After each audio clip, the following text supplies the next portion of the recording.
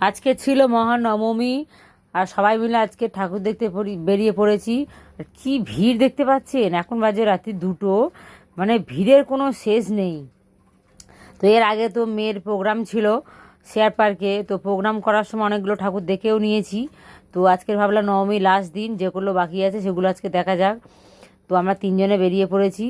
এই দেখুন, এত ভিড়, আমাদের কাছে পাস ছিল তাও কিন্তু আমাদের গাড়ি ঢুকতে দেয়নি, যেহেতু বলছে পাশের লাইন শেষ।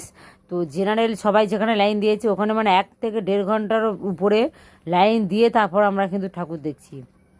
আর শাড়ি পরে এতটা রাস্তা হেঁটে যাওয়া সম্ভব নয়, কিন্তু অন্য সময় জানি না হয়তো পা ব্যথা করতো, আজকে সত্যি কথা বলতে পাও ব্যথা করছে না, আর কোনো ক্লান্ত ভাবও নেই, মনে হচ্ছে যেন ঠাকুর দেখেই যাই সারা রাত।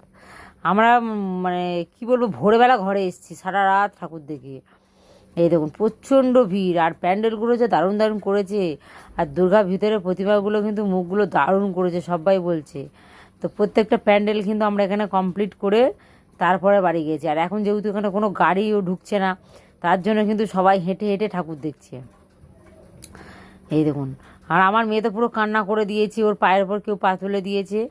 তো যাই হোক, আমরা কিন্তু ভিড় ঠেলে ঠেলে ফাইনালি সবগুলো ঠাকুর দর্শন করে নিলাম।